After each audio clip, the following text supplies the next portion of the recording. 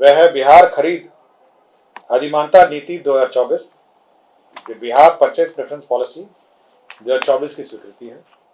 इस पॉलिसी के अंतर्गत जो बिहार में उत्पादन किए जाने वाले कंपनियां हैं, सर्विस प्रोवाइडर्स हैं, उनको प्रोक्योरमेंट और सप्लाई में अधिमानता देने का निर्णय सरकार ने लिया है।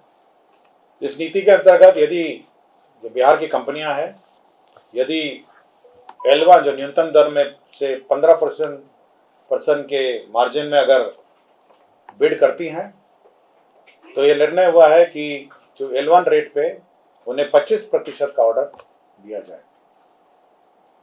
इसमें लोकल कंपनियां और लोकल परचेजेस भी डिफाइन किए गए हैं, विस्तृत डिफिनेशन है, जिसमें कम से कम जिस दिन टेंडर होता है उसके 1 साल पूर्व उस कंपनी की स्थापना होनी चाहिए बिहार में, GST का भुगतान होना चाहिए, और 50% जो एम्प्लॉयज़ हैं, जो उसके कर्मी हैं, वह भी बिहार के होने चाहिए।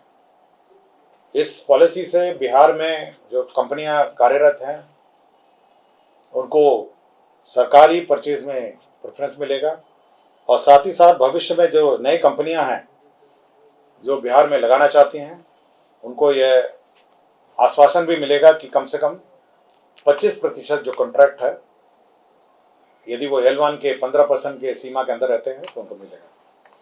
दूसरा है, यदि कोई कंस्ट्रक्शन है, वर्क है, कोई वर्क्स है, उसमें भी चिन्हित जो सामग्रियां हैं उसका कम से कम 20% बिहार की कंपनियों से खरीदना होगा। जैसे कोई बिल्डिंग बना रहा हो तो उसमें बल्ब है, स्विच है, वायरिंग है, अन्य जो फर्नीचर सामग्री है, यदि कंस्ट्रक्शन का भी काम होगा तो 20% जो सामग्रियां हैं वो बिहार की कंपनियों से खरीदा जाना होगा। तो यह बिहार की कंपनियों जो बिहार में मैन्युफैक्चर कर रही हैं और बिहार में जो कार्यरत कंपनियां हैं उनको प्रोत्साहन देने, उनका उद्योग बढ़ाने और साथ ही साथ नई कंपनियों को भी प्रोत्साहित करने के लिए यह नीति सरकार ने लाया है। दूसरा एक एजेंडा है, यह संजय गांधी जैविक उद्यान है, आपके पटना जू जिसका कहा जाता है।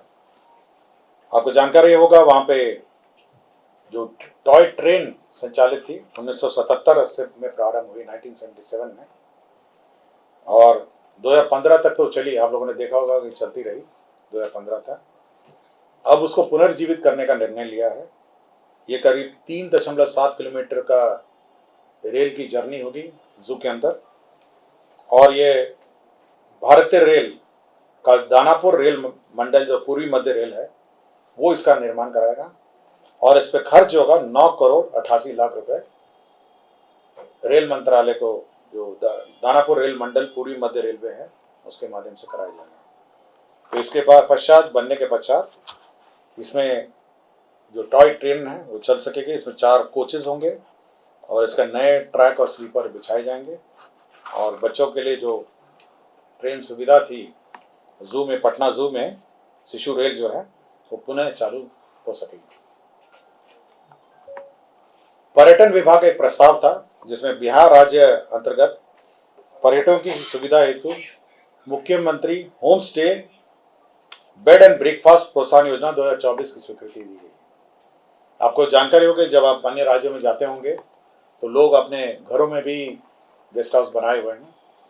उसी तर्ज पर बिहार में भी विभिन्न शहरों में जहाँ पे भी टूरिस्ट प्लेस हैं वहाँ पे home stay bed and breakfast व्यवस्था विभिन्न आवास घरों में कायम करने हेतु बिहार में भी यह सुविधा होगी। इनके एक रजिस्ट्रेशन की प्रक्रिया है कि कैसे रजिस्टर करेंगे, कैसे वेबसाइट में यह उपलब्ध होगा, क्या क्या सुविधाएं इनको देनी पड़ेंगी।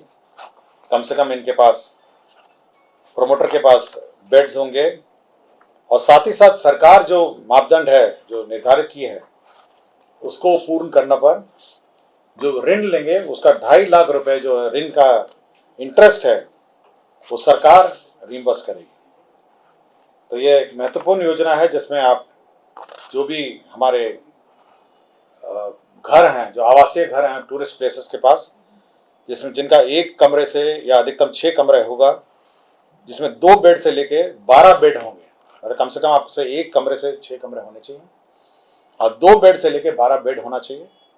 आपको ब्रेकफास्ट की सुविधा होगी, बेड की सुविधा देनी होगी, और इसका निबंधन होगा ताकि टूरिस्ट को ये पता चले कि कहाँ बेड एंड ब्रेकफास्ट व्यवस्था संचालित है, और सरकार से यदि मान्यता प्राप्त होगी तो उसका महत्वपूर्ण और उसका जो कॉन्फिडेंस है टूरिस्ट का वो बढ़ जाएगा, और वो बेड एंड ब्रेकफास्ट स्कीम में आप भाग लेंगे तो वो अप्लाई करेगा, टूरिस्ट कोई भी आएगा वेबसाइट से अपना बुक करेगा और आ जाएगा। इसका टैरिफ कैसे कौन डिसाइड करेगा? टैरिफ अपना जो लोग हैं अपने ही टैरिफ डिसाइड करेंगे। वो जिस तरह का कमरा होगा, कुछ नॉन एसी होंगे, कुछ एयर कंडीशन होंगे, कुछ भी, मतलब जो जैसी सुविधा हो। तीसरा ये है कि विभिन्न जो राज्य पथ हैं, राष्ट्रीय राजमार्ग हैं, राजकीय उच्च मार्ग हैं, पथ निर्माण विभाग, ग्रामीण कार्य विभाग है, और विभिन्न सड़क जो है उस पर स्पीड लिमिट निर्धारण करने के लिए राज्य सरकार ने परिवहन विभाग को प्राधिकृत कर दिया है। इसमें जो मोटर व्हीकल एक्ट में उसमें प्रावधान है कि राज्य सरकार उसका जो स्पीड लिमिट है निर्धारित करेगी। राष्ट्रीय राजमार्ग, राष्ट्रीय उच्च मार्ग, पथ निर्माण विभाग, ग्रामीण कार्य विभाग। तो राज्य सरकार ने स्पीड लिमिट निर्धारण के लिए एक ट्रांसपोर्ट विभाग को प्राधिकृत किया है, और साथ ही साथ एक कमेटी भी गठन की है जो प्रधान सचिव, सचिव परिवहन विभाग की अध्यक्षता में है, और इसमें एडीजी ट्रैफिक और अन्य लोग हैं, और स्पीड लिमिट विभिन्न सड़कों पर निर्धारित की जाएगी, और जिससे एक्सीडेंट को रोका जा सके, और यदि स्पीड लिमिट अगर आप एक्सीड करते हैं स्पीड लिमिट पर तो फाइन लगेगा। ये बढ़ाया जाएगा कुछ रोडों पे, कुछ पे, क्योंकि बिहार में तो ऑलरेडी नेशनल हाईवे में स्पीड लिमिट कम नहीं, है। जैसे बहुत सारा है आपका, जैसे अटल पथ में एक्सीडेंट बहुत होता है, ये काफ़ी चिंता का विषय है कि लगातार रफ्तार बढ़ाते हैं। तो और बहुत सारी है, आपका गंगा पथ है, अटल पथ है, इन सब पर, और अन्य सभी मार्ग हैं, बहुत सारे मार्ग हैं जहाँ पे स्पीड लिमिट निर्धारित नहीं है। तो इन सभी का स्पीड निर्धारण ये विभाग करेगी ताकि स्पीड लिमिट में लोग चलें। ये तो ऑलरेडी कैबिनेट निर्णय है, अब तो कैबिनेट ने कमेटी का भी गठन कर दिया है, तो कमेटी अपना निर्णय लेगी और नोटिफाई कर देगी। एक खान एवं भूतत्व विभाग का है, इसमें जो खनन, लघु खनिज के जो अवैध खनन होते थे उसमें जो सूचना देते हैं, जो सीक्रेट गोपनीय सूचना देते हैं, उनको पुरस्कार देने की योजना है। मतलब आपको याद होगा, जो ट्रैक्टर पकड़ाता है अवैध खनन का तो 25,000 का शुल्क लगता है, और ट्रक पकड़ाता है तो 2 लाख से लेकर 4 लाख का उसको फाइन लगता है। तो जो सूचना देगा, जो गोपनीय सूचना देगा फोन करके कि देखिए यहाँ पे अवैध खनन हो रहा है, ये ट्रक मतलब अवैध ट्रैक्टर है या अवैध ट्रक बालू लेके जा रहा है, ये जो सूचना है, तो ट्रैक्टर की अगर सूचना देगा तो 5,000 रुपये उस सूचना देने वाले को गोपनीय रखी जाएगी, लेकिन 5,000 रुपये दिया जाएगा।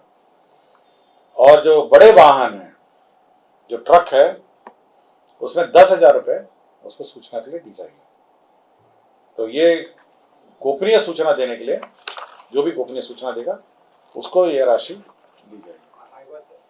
हाँ, इसमें बड़े वाहन लिखा है ना, आपका ट्रैक्टर है 5,000, और ट्रक एवं अन्य बड़े वाहन, तो हाईवा का बड़े वाहन हो जाएगा, तो 10,000 रुपये हो गया। स्वास्थ्य विभाग ने विधानमंडल के जो सदस्य हैं, जो विधानमंडल के राज्य के सरकारी पदाधिकारी, कर्मियों, न्यायिक सेवा सहित के आश्रितों को चिकित्सा प्रतिपूर्ति में आश्रितों की परिभाषा, उम्र सीमा और आश्रितों की आय निर्धारित की है। इसमें क्या किया है कि जो मेडिकल रिइंबर्समेंट में किसको मिलेगा और कौन आश्रित माने जाएंगे, ये सरकार ने डिफाइन किया। ये बार बार कंफ्यूजन रहता है, ये विधानमंडल का, राज्य के सरकारी पदाधिकारी, कर्मी, न्यायिक सेवा सहित और आश्रित को ये किस किस को मिलेगा। तो आश्रित का जो डेफिनेशन है उसका ये है कि विधानमंडल के सदस्य, राज्य के सरकारी पदाधिकारी, कर्मी, न्यायिक सेवा सहित कि माता पिता, सौतेले माता पिता को छोड़ के पत्नी, पति, पुत्र, पुत्री, सौतेले संतान सहित नाबालिग भाई एवं अविवाहित बहन, यही डेफिनेशन है आश्रित का नाम। मैं फिर से पढ़ देता हूं। माता पिता, सौतेले माता पिता को छोड़ के पत्नी, पति, पुत्र, पुत्री, सौतेले संतान रहित सहित, पुत्र, पुत्री, सौतेले संतान सहित नाबालिग भाई एवं अविवाहित बहन, ये इसका डेफिनेशन है। क्लियर हो गया। इसमें पुत्र के लिए है 25 वर्ष की आयु निर्धारित है। यदि वो विवाह कर लेता है या नौकरी में हो जाता है, जो पहले हो, पुत्र के केस में। पुत्री के केस में है आयु सीमा का विचार किए बिना उसके द्वारा उपार्जन शुरू किए जाने, मतलब नौकरी लगने या उसके विवाह हो जाने तक, उसमें जो भी पहले हो, मतलब उसमें लड़की में उम्र सीमा नहीं है। अगर वो अनमैरिड रह जाती है, नौकरी नहीं करती है, तो उसकी उम्र सीमा नहीं है। तीसरा है किसी तरह की स्थायी अशक्तता से पीड़ित पुत्र पुत्री, शारीरिक या मानसिक, आयु सीमा पर विचार किए बिना तथा वैवाहिक स्थिति के होते हुए भी आश्रित माना जाएगा। मतलब इवन अगर मैरिड हो तो उसको आश्रित माना जाएगा। दिव्यांग दिव्यांग मतलब जो स्थायी अशक्तता और आश्रित तलाकशुदा पति द्वारा परित्यक्ता या उससे अलग हुई पुत्रियां, विधवा पुत्रियां तथा आश्रित अविवाहित तलाकशुदा पति द्वारा परित्यक्ता या उससे अलग हुई बहनें, विधवा बहनें, आयु सीमा पर विचार किए बिना। और नाबालिग भाई है वयस्क होने की आयु तक। और आय जो है, मासिक आय जो डिफाइन की है वो है 9,000 रुपए प्लस महंगाई भत्ता से कम है, वही सरकारी कर्मी का पर आश्रित माने जाएंगे। वो इनकम भी है, कौन आश्रित है ये डिफाइन है। मुख्यमंत्री ग्राम परिवहन योजना, आपको याद होगा कि इसमें जो मुख्यमंत्री ग्राम परिवहन योजना सभी ग्राम पंचायतों में परिवहन सुविधा उपलब्ध कराने के लिए योजना थी। इसको फिर 2025-26 के लिए एक्सटेंड कर दिया है। इसका लक्ष्य जो है, शेष लक्ष्य 12,500 और जो बची हुई राशि है उसका व्यय करने के लिए भी स्वीकृति दी है। तो ये मुख्यमंत्री परिवहन योजना जो है ये इस साल भी एक्सटेंडेड है। ग्रामीण क्षेत्र में पंचायती राज विभाग के नियंत्रणाधीन जो 58,003 ग्रामीण वार्डों में निर्मित 70,157 जलापूर्ति योजना है। आपको याद होगा कि राज्य सरकार ने जो पंचायत द्वारा निर्मित जलापूर्ति योजनाएं थी उसको पीएचईडी को ट्रांसफर कर दिया था। आपको याद होगा ये जितने पहले 2 भाग में बने थे जलापूर्ति योजना, एक पीएचईडी बनाया था और एक ग्रामीण जो पंचायती राज विभाग और पंचायती राज संस्थाओं के माध्यम से बना था। तो अब सारे जितने भी ये पेयजल योजनाएं हैं ग्रामीण, अब उसका संचालन जो है लोक स्वास्थ्य अभियंत्रण विभाग के अधीन आ गया। तो जो पंचायती राज से जो गए थे, पीएचडी का तो अपना मेंटेनेंस और रिपेयर की व्यवस्था थी, लेकिन जो पंचायत की जो योजनाएं हैं उसका मरम्मती और उसका मेंटेनेंस अब पीएचडी करेगी। और इसी के लिए 1,08,372 रुपये प्रति यूनिट होगा जो रिपेयर का कॉस्ट है, और 3,611 करोड़ 45,33,000 रुपये इस पर व्यय होगा, मतलब वार्षिक व्यय है। और ये कुल 70,157 योजनाएं हैं। तो ये इसमें जो स्टेट फाइनेंस की राशि भी है, इसमें सेंट्रल जो भारत सरकार जो पंचायती राज संस्थाओं को जो फाइनेंस कमीशन में राशि है वो भी है, और इसके अतिरिक्त जो राशि बच जाएगी वो राज्य सरकार देगी। तो प्रत्येक यूनिट में 1,08,372 रुपये, हाँ प्रति वर्ष, एवरी ईयर 1,08,372 रुपीज का व्यय होगा। और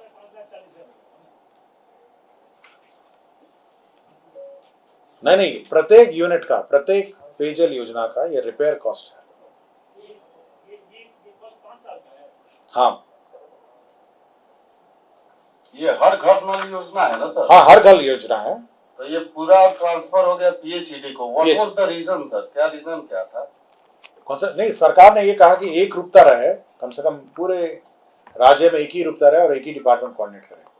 कभी कभी जैसे कंप्लेन मिलता है, यही खोजने में लगता है कि पीएचडी की योजना है, पंचायत की योजना है, तो एक रूपता रहे और एक साथ मेंटेन हो सके और एक स्टैंडर्ड प्रोटोकॉल और स्टैंडर्ड्स रहे, इसीलिए उसको।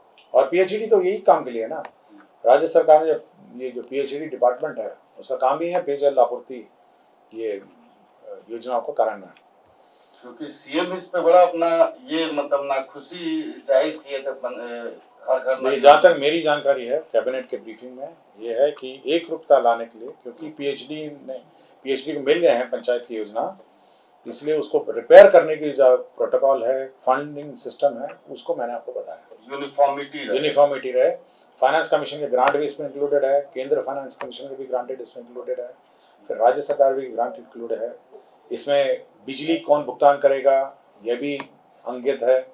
इसमें जो 2000 रुपये जो ऑपरेटर वाला है वो भी इनकी दर्सी में है, और रिपेयर की पूरी प्रक्रिया इसमें निर्धारित है। स्वास्थ्य विभाग में जो बीटा थैलेसीमिया मेजर है का निरोधात्मक उपचार, क्यूरेटिव ट्रीटमेंट, जो थैलेसीमिया के पेशेंट्स हैं उसको ट्रीटमेंट के लिए सरकार ने एक योजना लाई है।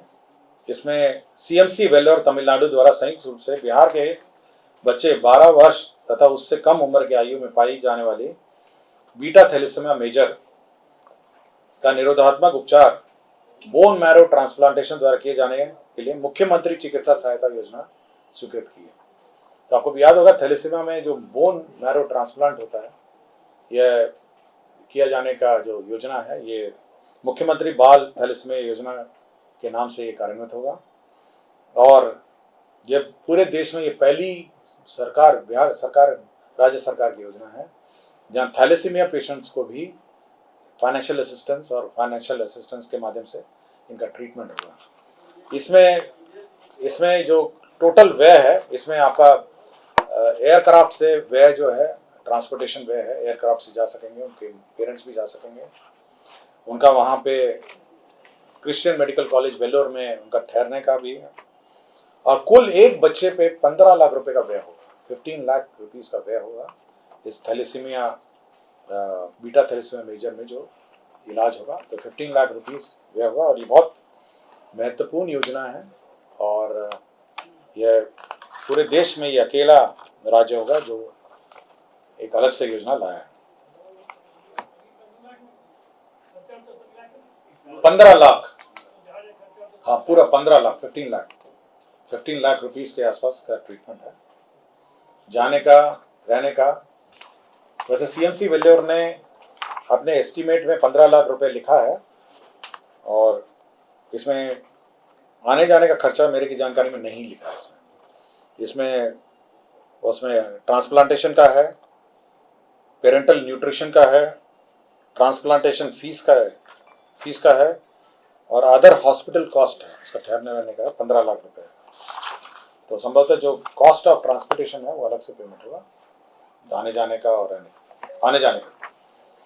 ऊर्जा विभाग ने 3 मेजर स्कीम्स सैंक्शन करवाए हैं। एक तो Bihar state power transmission company limited के क्षेत्राधीन कार्यरत ग्रिड सबस्टेशन है, 132/33 ग्रिड सबस्टेशन है, ये कुल 10 हैं, और 50 MVA के और 5 अदद 80 MVA के। तो 10 ग्रिड सबस्टेशन है 50 MVA के, और 5 हैं 80 MVA के। जगह अगर मैं पढ़ देता हूँ तो जो 50 मेगावाट एम्पेयर है वो है बोध गया, गो, सिमरी बख्तियारपुर, तारापुर, टेहटा, शाहपुर पटोरी, मझोल, रामनगर, बांका पुराना एवं चकिया। और 5 अदद जो 80 MVA के ट्रांसफार्मर्स हैं वो है हाजीपुर पुराना, पूर्णिया, डुमरांव, सीवान पुराना एवं मुजफ्फरपुर। तो ये एक महत्वपूर्ण योजना है आपके ट्रांसफार्मर लगने का। दूसरा है कि Bihar state power transmission company के अंतर्गत 5 अदद 132 kVA का संरचना लाइनों का नवीकरण और आधुनिकीकरण और रिकंडक्टरिंग होना है। तो रिकंडक्टरिंग ऑफ ओल्ड लाइन्स है, जिसमें 254 करोड़ 71 लाख रुपए व्यय होंगे। Bihar state power transmission company में 12 अदद 132 kVA संरचना लाइन है। तो डबल सर्किट जो होता है, 2 तरह से बिजली आती है, उसका रिकंडक्टरिंग है 12 संख्या में 147.73 करोड़ का है। विज्ञान एवं प्रौद्योगिकी विभाग का प्रस्ताव था, जमुई जिला में 300 बेड का बालक छात्रावास, एक बालिका छात्रावास भी है 250 बेड का, प्राध्यापक गेस्ट हाउस, प्राध्यापक, सह प्राध्यापक और 500 क्षमता का ऑडिटोरियम है। कुल 72 करोड़ 61 लाख रुपए 14,000 रुपए। इंजीनियरिंग कॉलेज का है। इंजीनियरिंग कॉलेज में आपके हॉस्टल्स, गर्ल्स हॉस्टल्स, आपके स्टाफ के फ्लैट और ऑडिटोरियम का निर्माण है। बिहार राज्य फिल्म विकास निगम है, फिल्म डेवलपमेंट कॉर्पोरेशन है, आपको याद होगा कि film development policy last cabinet में हुई थी और उसी के मद्देनजर इसको जो कॉरपोरेशन है उसका जो पेड अप कैपिटल है उसको 1 करोड़ से बढ़ा के 5 करोड़ किया गया। सुपौल जिला अंतर्गत निर्मली प्रखंड में उपकारा का निर्माण है। 39 करोड़ 43 लाख 35 हजार रुपए मात्र स्वीकृत है। इसमें सुपौल जिला अंतर्गत निर्मली अनुमंडल में उपकारा का निर्माण होगा। पाटलिपुत्रा स्टेडियम के बगल में आपने जमीन देखी होगी, आपके स्टेडियम के बगल में जब जाते होंगे तो जमीन देखी होगी, तो 1.6 एकड़ है। तो ये जो अनयूटिलाइज्ड है जो जमीन है 48 करोड़ की राशि हाउसिंग बोर्ड को देके अब ये खेल विभाग ने इसको टेक ओवर कर लिया है। तो देखा होगा आपने पाटलिपुत्रा के बगल में बड़ी सी प्लॉट है स्टेडियम के बगल में, तो जमीन को हाउसिंग बोर्ड की जमीन को खेल विभाग ने अपने अंदर ले लिया। पंचायती राज विभाग में जो प्रखंड विकास पदाधिकारी को प्रखंड पंचायत राज पदाधिकारी के स्थान पर पंचायत समिति का कार्यपालक पदाधिकारी बनाया है और प्रखंड पंचायत राज पदाधिकारी को अतिरिक्त कार्यपालक पदाधिकारी पंचायत समिति के नियुक्त किया है और अतिरिक्त कार्यपालक पदाधिकारी को प्रशासनिक स्वीकृति देने की शक्तियां दी गई हैं। तो एडमिनिस्ट्रेटिव सैंक्शन के लिमिट्स निर्धारित किए गए हैं।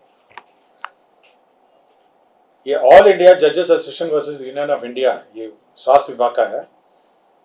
इसमें यह ऑर्डर हुआ था कि जो हमारे रिटायर्ड जजेस हैं, सेवारत और सेवा रिटायर्ड हैं, उनको मेडिकल सुविधा के संबंध में ऑर्डर पास किया था माननीय सर्वोच्च न्यायालय ने। उसी के आलोक में कैबिनेट ने उसकी स्वीकृति दी है। बिहार मोटर वाहन दावा दुर्घटना न्यायाधिकरण है, इसमें सेवा शर्त चेंज हुए हैं। केवल जो अध्यक्ष का जो चयन है पहले सचिव के स्तर पर होता था, माननीय उच्च न्यायालय ने कहा है कि नहीं, सचिव के स्तर पर नहीं होगा, इसे मुख्य न्यायाधीश उच्च न्यायालय पटना अथवा उनके द्वारा नामित वर्तमान एवं सेवानिवृत्त न्यायाधीश की अध्यक्षता में इसका चयन होगा। तो बस एक ही संशोधन है इसमें। श्रम संसाधन विभाग में बिहार कर्मचारी राज्य बीमा योजना महिला स्वास्थ्य कार्यकर्ता ऑक्सिलरी नर्स मिडवाइफ भर्ती प्रोन्नति एवं सेवा शर्त नियमावली है। आपको याद होगा जो लेबर डिपार्टमेंट में जो ESI हॉस्पिटल है, लेबर डिपार्टमेंट कार्य करता है, उसमें जो स्वास्थ्य कार्यकर्ता हैं ऑक्सिलरी नर्स और मिडवाइफ है, उनकी सेवा शर्त जो मेडिकल डिपार्टमेंट में सेवा शर्त है उसी के अनुरूप कर दी गई है। योजना एवं विकास विभाग में बिहार अवर सांख्यिकी संवर्ग नियमावली 2024 की स्वीकृति दी गई है। पूर्व में ये योजना ये सेवा नियमावली बनाई गई थी जिसको माननीय उच्च न्यायालय ने सेट असाइड किया है, पुनः उसका संशोधित नियमावली स्वीकृत किया गया। सैनिक कल्याण निदेशालय के अंतर्गत जिला सैनिक कल्याण कार्यालय में कल्याण व्यवस्था के पदों पर भूतपूर्व सैनिक की भर्ती के संबंध में कल्याण व्यवस्था संवर्ग नियमावली 2024 का गठन किया गया है।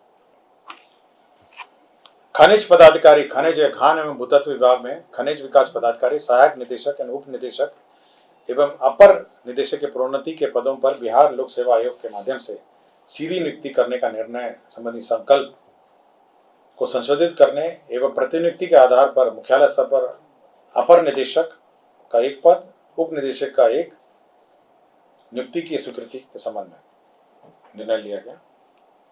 उद्योग विभाग में हैंडलूम का अलग डायरेक्टरेट होगा। ये बहुत सालों से था, ये मेरे ख्याल से 1978 में ये बना था हैंडलूम का जो डायरेक्टरेट है, और ऐसे पुराने पद थे।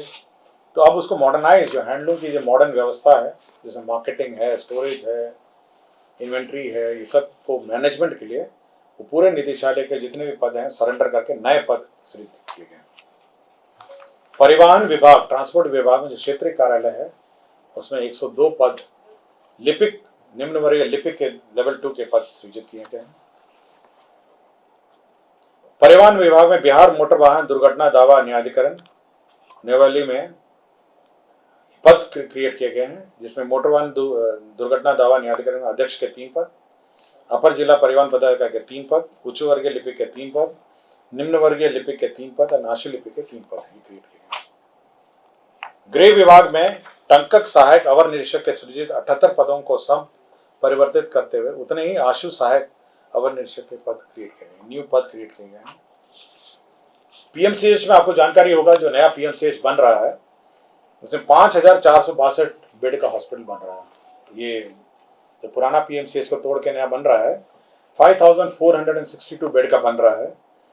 इसमें पद नए सृजन किए गए हैं। इसमें 4315 4315 नए पद सृजित किए गए हैं। तो 5462 बेड का ये हॉस्पिटल होगा, जिसमें 4315 बेड होंगे। अब ये डिसमिस डॉक्टर की सूची है। डॉक्टर संजय कुमार है, चिकित्सा पदाधिकारी, सदर अस्पताल औरंगाबाद। ये 1/7/2016 से लापता थे। डॉक्टर संतोष कुमार, चिकित्सा पदाधिकारी, अतिरिक्त प्राथमिक स्वास्थ्य केंद्र ताराबड़ी अररिया, ये 14/9/2020 से लापता थे। डॉक्टर अकबर मसाहिदी, सामान्य चिकित्सा पदाधिकारी, ये चिरैया बरियारपुर बेगूसराय, 2/11/2017 से लापता थे। डॉक्टर गुप्ता सुषमा संजय, चिकित्सा पदाधिकारी, प्राथमिक स्वास्थ्य केंद्र अहमदाबाद कटिहार, 18/10/2019 से लापता थे। इन सबको डिसमिस कर दिया गया है। और डॉक्टर नौशाद अली हैं, तत्कालीन प्रभारी चिकित्सा पदाधिकारी, प्राथमिक स्वास्थ्य केंद्र धनियामा पटना। इन्होंने कार्यालय में जो चिकित्सा पदाधिकारी कर्मियों के भविष्य निधि एवं अन्य मदों से राशि की निकासी कर भुगतान नहीं करने, वित्तीय कार्य में शिथिलता बरते हैं, इनको भी बर्खास्त कर दिया गया। और राज्य में जो वैट में जो डीजल और पेट्रोल के जो रिटर्न्स फाइल करने हैं, उसको सरल कर दिया गया है। और अब डीजल और पेट्रोल के जो रिटर्न्स हैं वो सरल रूप से फाइल किए जा सकेंगे। मैं डिटेल्स आपको उपलब्ध करा दूंगा। और पटना में पाटलिपुत्रा विश्वविद्यालय, college of commerce Rajendra Nagar में मेट्रो के लिए जमीन, शिक्षा विभाग की जमीन थी, उसको मेट्रो के लिए स्थानांतरित किया गया है। धन्यवाद। 36 एजेंडा थे। धन्यवाद।